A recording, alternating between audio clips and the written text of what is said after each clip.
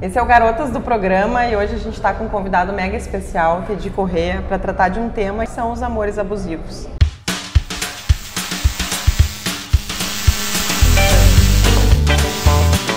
E por que Teddy Corrêa, né? Na década de 80 e 85, o Teddy ousou aí lançar uma música denunciando um processo de violência, né? Que é o Camila, Camila, que, sem nenhuma dúvida, marcou uma geração.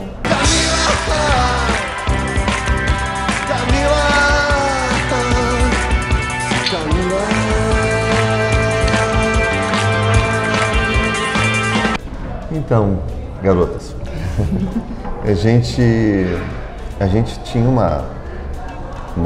um compromisso de trazer como conteúdo alguma coisa que tivesse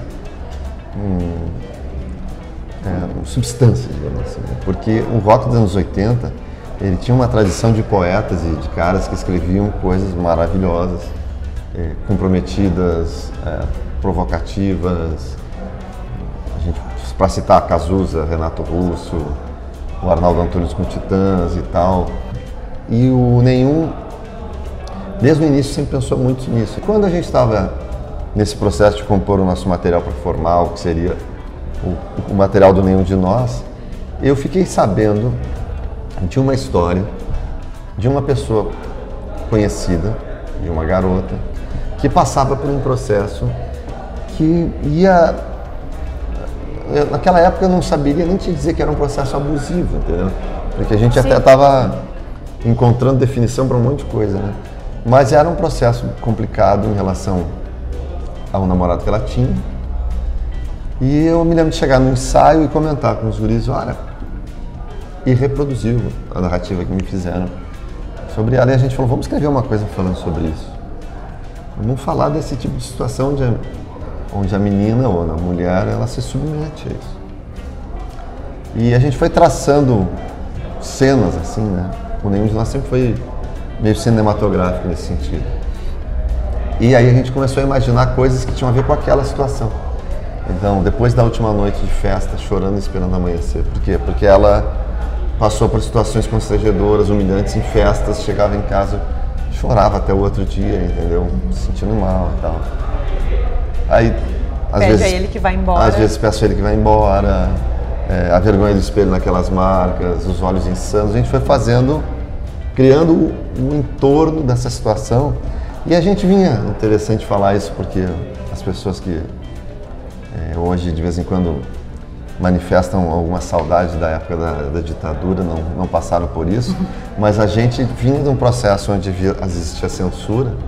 E a saída era a metáfora. Então, sim, a Camila também é cheia de metáforas. Né? Mas o que acabou acontecendo com o passar do tempo é que a Camila se transformou numa música que, digamos assim, de suporte, de apoio. E inúmeros são os casos de pessoas que depois de um show, hoje através das redes sociais também, mas no início, depois de um show, vinha conversar com a gente no camarim e falava... Esperava um momento assim que alguém pudesse ficar mais sozinho, chegava para conversar, ou sozinha, e dizia, eu sou uma Camila da vida real. Uma vez teve uns 10 anos atrás, vamos lá, teve uma pesquisa da MTV sobre músicas que abordavam o tema da violência contra a mulher. E a jornalista, a pessoa que estava fazendo a matéria, ela ficou chocada porque no rock não tinha nenhuma, só a Camila. Sim. Na verdade, só o Cartola, na década de 50, tem uma música chamada Tintim por Tintim, que, na verdade, ele relata a história de uma mulher que sofria violência doméstica e ela vai até o distrito, né? Na década de 50, vai até o distrito policial fazer a denúncia. E aí o nome da música é Vou contar Tintim por Tintim. Hoje eu vejo que a voz da mulher está representada no hip hop, no rap. No rock não tá, no pagode não tá, em nenhum lugar, no funk, alguma coisa, porque tem mulheres que também estão tomando essa frente assim e dando voz para os problemas da mulher, mas o rock que a Elza, né? Elza Soares, de novo, traz a Elza é um exemplo. Que é um ícone também. É, claro. Carne mais barata no mercado é a carne negra. A carne mais barata no mercado é a carne negra. Que ela meio que apontou um caminho para um monte de gente, assim, né? Assumindo isso. Acho que a Camila não sabia que era a Camila e talvez o que pra ti parece, assim, ela sabia que sofria uma violência, assim, sabe se... Eu não sei te dizer. Infelizmente, eu não... Felizmente por um lado, infelizmente por outro, eu nunca tive oportunidade de falar desse tema com a musa inspiradora. Com a Camila. Com a Camila. Mas eu sei que hoje ela vive uma vida bem diferente e construiu uma família bem legal e é muito bom saber que ela não teve um destino ruim, assim como uma mulher que sofreu isso. Né? Esse processo de tu entender que tu vive um processo de violência, hoje tu sabe que a Camila conseguiu dar uma virada, né? Mas tu te compreender, porque a violência física ela é uma violência que tá ali, né? A gente tem dados horrorosos aqui no Brasil e no Rio Grande do Sul, mas quando a gente está falando dessa violência que os olhos que passam o dia a te vigiar, né? A cuidar as tuas redes sociais, não na época, né? Mas trazendo para o dia de hoje, assim, a pegar as tuas senhas, a invadir o teu mundo, né? A te controlar o que tu fala, o que tu veste, a tu te sentir culpada. Isso é uma coisa muito forte que talvez a gente demore muito tempo a perceber que isso é uma violência, que isso é um amor abusivo. Mas isso tu não sabe... é amor, né? E não é uma prerrogativa só da mulher e do homem, não. Quanto mais canais de comunicação tem, mais pessoas que não se sentem seguras com as suas relações se transformam em vigilantes da outra pessoa.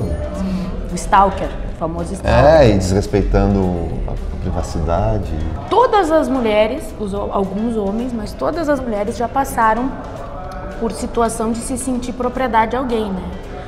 Essa coisa do ciúme doentio, né? Tu não vai sair com essa roupa, né? De não se sentir dona do próprio corpo. Todas nós já passamos por algum momento isso, né? Então, quando a gente começou a conversar a respeito de relacionamento abusivo, a gente foi fazer pesquisas e há um ciclo nisso, né?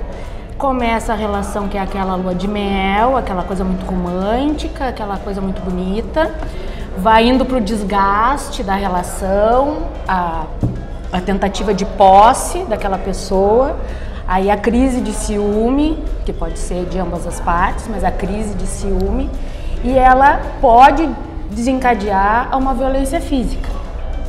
E geralmente após a violência física há um ato de pedido de perdão, eu não faço mais, desculpa. A mulher fica se sentindo culpada por aquilo que aconteceu, achando, eu provoquei isso. O cara, né, estourou porque eu acabei provocando isso de alguma forma, então a culpa da vítima, se sentir culpada daquilo. Acho que tem uma questão da sociedade que é de manter a família, né? Sim, a ideia de que ele vai mudar, essa pessoa vai mudar, eu vou ajudar ele a se transformar. E geralmente passa um novo período de lua de mel e começa todo o processo de novo. E aquela coisa muito do casal felizes para sempre, que pega, né? Que é uma cobrança social, principalmente em cima da mulher, o casamento, então tu tem que preservar, tu tem que cuidar dentro daquela ciclo de violência horroroso, né? E ela fica naquela situação ali, convivendo e se convencendo também de que aquilo ali é o melhor, é o bom para todo mundo, né? E acaba se tornando mesmo naquela situação de violência. A gente estava pesquisando sobre o tema, eu fui olhar um pouco para dentro de mim, se eu fui abusiva em algum momento, se eu vivi um relacionamento abusivo, né? São dois exercícios que eu acho que a gente tem que fazer, né? Justamente isso, né? O cuidar o celular, muitas vezes tu acaba, o comecinho, né? Quero ver o que tu fez aqui, que aí isso acaba gerando e vai gerando aquela pulga, enfim, né? Mas eu acabei vendo que de fato eu tive um relacionamento abusivo, né? Eu tive um namorado bem no comecinho em que ele me cercava de várias formas, em vários locais, assim, mas era um cercamento bem fechado, assim, e que no começo eu achava bonitinho, né? Aquela coisa do adolescente, de ser aceito, uma pessoa que gosta de ti. Como ele me ama. Como ele me ama. Mas é que é a forma que começa, né, a te prender, te amarrar e tu entrar naquilo. Praticamente tu entrar na gaiola, né? Então começa pelo aquele movimento. E eu achava bonitinho até que comecei a me dar conta. Um dia ele programou toda a nossa vida. Na verdade, a minha vida, né? E não me perguntou se eu queria fazer parte daquilo. E garotas, olha o momento que a gente está vivendo hoje. no país onde, com certeza, a gente está enfrentando um retrocesso de leitura de hábitos, de leitura de costumes, de leitura de comportamento, porque como existe uma polarização política, as pessoas que estão à direita, elas pensam que tudo que diz respeito a uma causa, ela não pode abraçar porque aquela causa, por exemplo, é da esquerda. Então, coisas que o pensamento moderno, a evolução da humanidade, o amadurecimento do conhecimento do ser humano, não sei o quê, já andou, em escala planetária já andou, e o Brasil está começando a achar que a gente tem que rediscutir certas coisas que já fazem parte de um âmbito que está lá na frente, e o Brasil está vivendo esse momento onde, se uma mulher questionar certas coisas, a leitura é política. Sim. A leitura é assim, não, então tu é de esquerda, então aí já te jogam para dentro de desses compartimentos e todo o resto... tá blindado pro resto. Exatamente, todo o resto da questão perde validade. Aqui no Brasil, a direita ela é muito conservadora e retrógrada. Né? Alguns se dizem liberais, mas se a gente for olhar o liberalismo em si, né, no conceito, e pessoas que se dizem liberais na Europa, nos Estados Unidos, elas defendem uma série de avanços sociais que os nossos neoliberais e liberais daqui não acreditam, não defendem, né? Eu vou te dizer uma coisa, tem gente com validade de pensamento em tudo que é lugar, né? Sim. Só que o que aconteceu no Brasil é assim, ó, o pensamento de direita hoje não é ideológico, ele é um ganha-pão. Então tem gente que criou um movimento para ganhar dinheiro em cima disso, que tem um mercado voltado para isso. Então eles não estão pensando no bem-estar da comunidade, da sociedade, eles estão pensando em delimitar a sua área de faturar, de ganhar dinheiro. Tem veículos, tem rádios, tem grupos de comunicação que eles pensam, qual é o nosso público? É aquele ali. Então a gente não pode discutir com ele, a gente não pode propor para ele, porque eu quero o dinheiro dele. E o que muita gente não se dá conta é que isso é que está acontecendo no Brasil. Então tem grupo de comunicação, tem grupos de movimentos dentro das redes sociais que eles não estão interessados em discutir a sociedade, amadurecer a sociedade, aperfeiçoar o nosso país. Não, eles querem delimitar uma área onde eles vão faturar. Sim. Então se eu tenho que ser o líder de um movimento como esse, tudo que cair dentro desse escopo, dentro dessa área, eu tenho que defender porque faz parte do meu negócio, do meu business. Sim. E o Brasil está passando por isso. Infelizmente, tem muita gente que foi, como se diz, manipulado, achando que estava participando de um movimento legítimo e que estava defendendo interesses. E realmente tem muita gente que pensou isso de coração aberto. Sim. E que hoje sente, não, mas eu fui enganado, porque as coisas foram... A evolução dos negócios, das coisas, do assunto, dos temas, da economia, do comportamento, não era a que eu queria. Pelo contrário, eu estou batalhando para defender um país mais justo, um país sem corrupção, não sei o quê, e quem está lá em cima caindo nessa, atropelou isso e não sei o quê. Então, as pessoas de bem, de verdade, não aquelas que querem um crachá de pessoas de bem, que no fundo não são, as pessoas de bem, elas ainda estão dispostas a discutir a sociedade, a discutir um Brasil melhor, a discutir uma maneira de todo mundo conviver dentro do diálogo. Só que essa galera que encontrou um meio de vida, de sustento nessa briga, nessa polarização, ela vai lutar até as últimas consequências para que a polarização continue, para que o diálogo seja interrompido, para que os meios sejam radicais, para que os extremos se fortaleçam. Violência, porque inclusive. Essas pessoas, elas estão ali para ganhar dinheiro, para se sustentar. Né? A discussão a partir do ódio. Exatamente. Né? Porque ódio ódio é dinheiro.